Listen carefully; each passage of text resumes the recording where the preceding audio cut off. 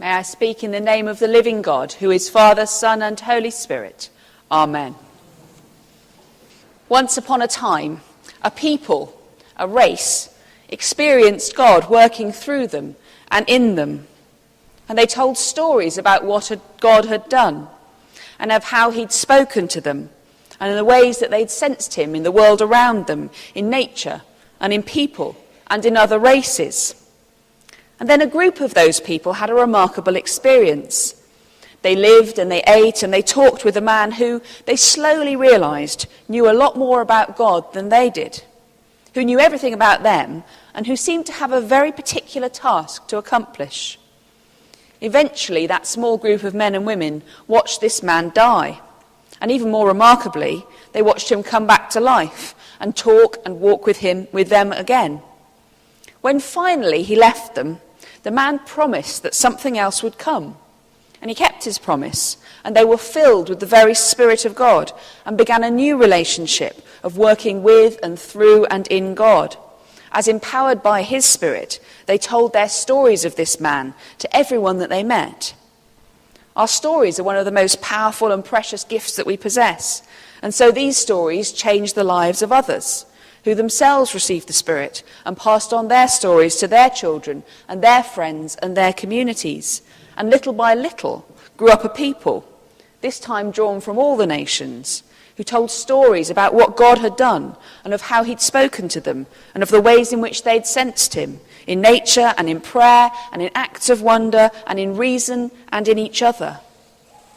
And as the numbers of people speaking about this man grew, so too did the questions and the depth of their experience and the distance from those who'd actually known him.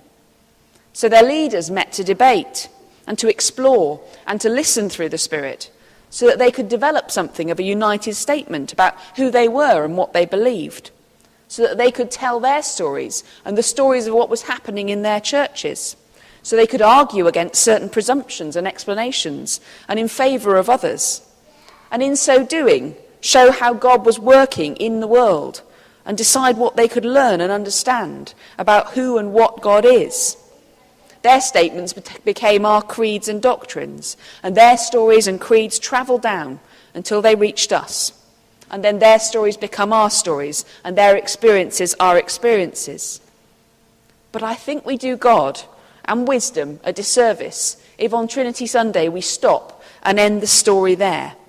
If all we do is look backwards at why they identified this word Trinity. If we only consider their views and their experiences and don't add to them our own as a church. For the Spirit of God's a dynamic thing. It's flowing and it's working through all of history and time and causing us, or at least it ought to be, causing us to ponder and to debate and to speak in new and relevant metaphors the truths of our faith. Truths that are both firm foundations and yet only ever really scratch the surface of what or who God is.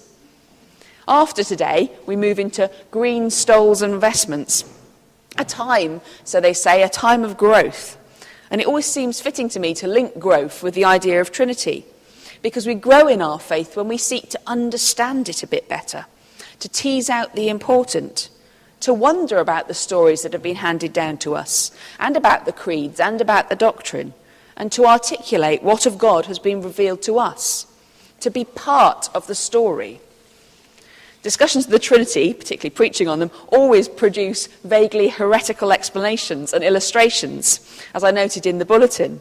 They are, after all, just humans seeking to explain the divine, and that's really never going to completely work. But perhaps we worry so much about heresy because we seek to use the idea of Trinity to constrain our ideas about God, to constrain our understanding of what it is we're relating to, linking it, if you like, with the heresies that it was originally developed to counter, rather than using it in an inclusive way, which I think is what the Gospel, that sort of proto-Trinitarian passage we heard today, originally intended. It intended to reveal the profound truth of the Christian story, that one deity can be known and approached in a myriad of different ways.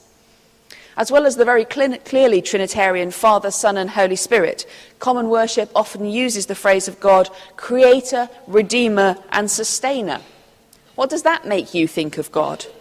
Is Creator all that the Father is? And is the image of Father, with all its human connotations, actually always terribly helpful? Interesting questions. And I expect that we could come up with a whole lot more in seconds if I were to invoke that dreaded phrase, turn to your neighbour and share your thoughts.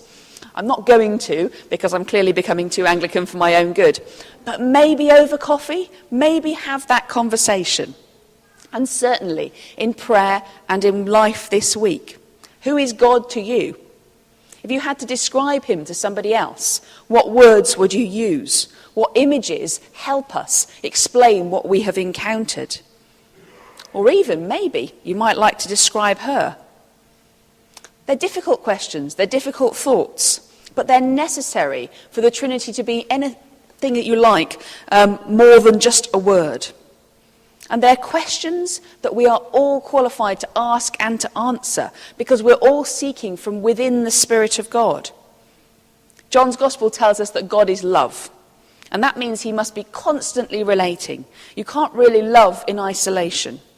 And the Spirit of love, as the Romans passage told us this morning, the Spirit of love is moving and working in us.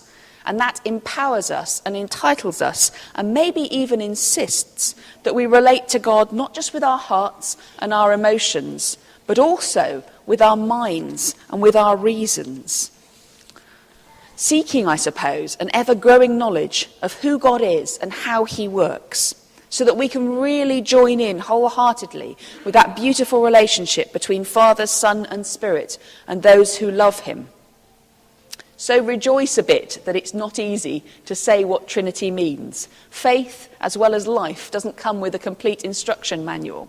The Bible is a story of the remarkable encounter of the living God with humanity. And it's not the end of that encounter. That remarkable encounter continues today in the life of this church and in the lives of people throughout the world. So trust that as you explore. Trust that the Spirit of truth and wisdom will guide you into all truth. Amen.